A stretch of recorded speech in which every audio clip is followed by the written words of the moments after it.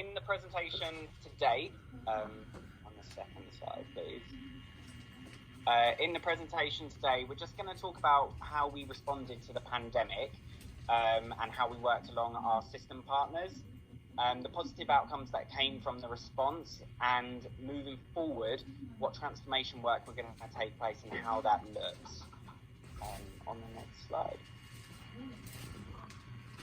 So what was our response to the pandemic? So the ask from our team was to look at how can we increase flow through the hospital to free up bed capacity for patients who needed those beds.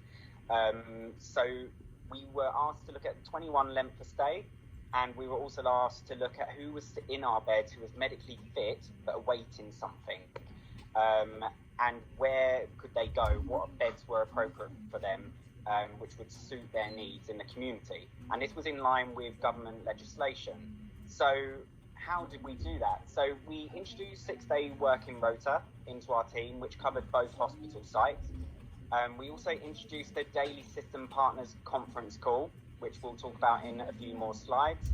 But we also updated our Red-Green Medway clinical pro forma, and we included the COVID status and the acuity of the patients into that pro forma. Now, this is something that the acute wards would use on a daily basis, and that would be how they would record their delays for their patients on the ward. Now, other areas such as critical care, maternity and peds were not using this because they haven't been asked to use it before.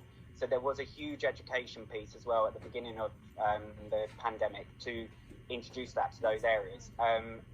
But from that input, it was being used operationally. So we were able to look at the cohort of patients across the trust, and it was supporting the ordering and provision of PPE.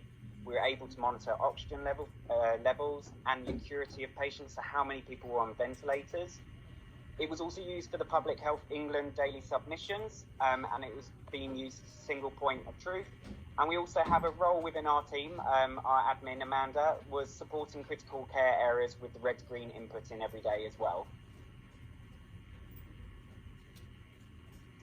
We also established some simplified discharge pathways with our system partners. And this allowed us to make sure that the pathways were patient-focused, but it also allowed us to free up time for clinical staff. So we took things out of the pathways that we didn't need during the pandemic. And we also created a standard operating procedure and role within our red-green team for reporting of discharge COVID swabs to all care providers. So this included nursing and residential care placements, as well as care agencies, and this allowed us to protect the community as best as we could during the pandemic.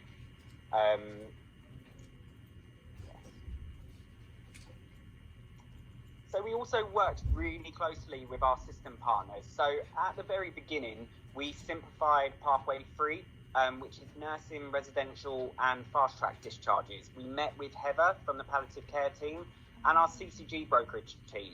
And we were able to make sure that pathway was patient-focused, but also just had what was needed in that paperwork. Following on from that, our CCG brokerage team actually moved into Queen's Hospital. They're still in the building with us now, and that allowed us to really streamline that pathway. So the communication with our CCG and us improved.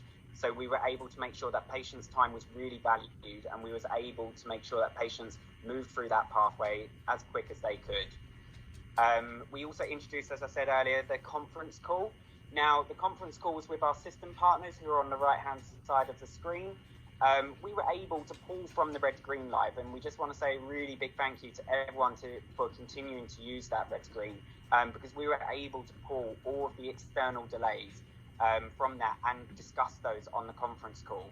And we also were able to, through the ward support that we gave, we were able to pick up any complex discharges. So these patients who were needing a lot more support for their discharge, we were able to discuss those on the calls and make sure that we were getting the right response and the right place for these patients.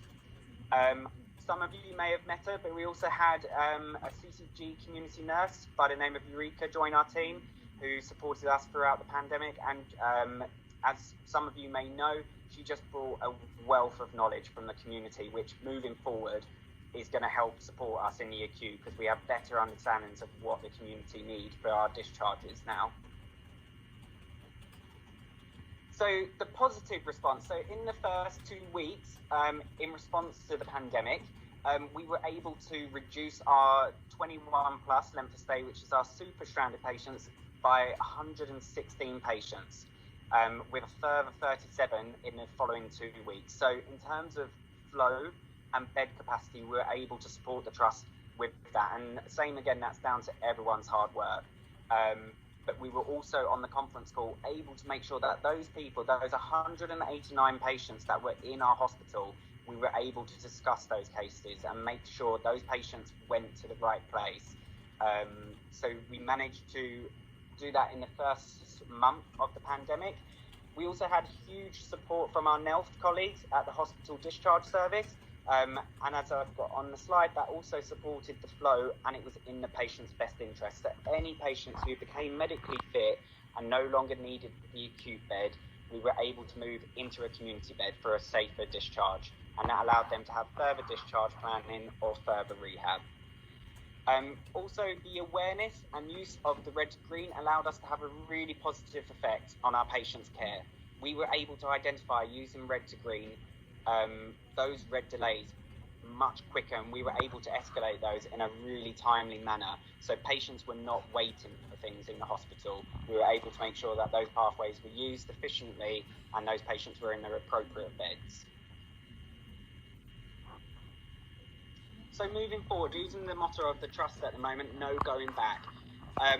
Our relationship is so much cohesive now with our system partners. We've also managed to build on our MDT relationships, so we're able to have that education out on the wards at the moment and make sure that our pathways are patient-centred and we really understand why our patients are going down certain pathways. We also had Red to Green Live, which was being used operationally, and we are with that data, we're able to know our business. We know if we have patients who are medically fit, we understand if they have delays in their transfer out of the hospital, and as a team, we continue to support the wards with those discharges at the moment. So moving into the future, what work are we doing as a team? So the Red to Green team, we're going to be reviewing and embedding new discharge pathways. So we have those pathways in place at the moment, and those are available on Discharge Lioness and the internet. And having those flowcharts just allowed that transparency for anyone that may not have been aware of those processes. They would be able to use that. So it's much more transparent. And we're going to be reviewing those and making sure that as legislation comes back into place from the government, that we make sure our pathways are patient-centred and we keep the patient at the forefront of everything we do. Also, our NELF colleagues in the hospital discharge service, they've been a huge support for us. They've been supporting our acute therapists in the hospital at times when we've not been able to do access visits, or we've been relying on community services to move maybe a bed from upstairs to downstairs. The hospital discharge service has been going out and doing that for us and really closely working with our wards. So moving forward, I think a lot of the conversations we're having with them is to try and create that in-reach service in the future. And that will allow our acute therapists to have more time to do further rehab and support our acutely unwell patients. So just to finish, we just want to say a huge thank you to everyone that we've met throughout the pandemic. We've really built on a lot of the relationships we have in the hospital.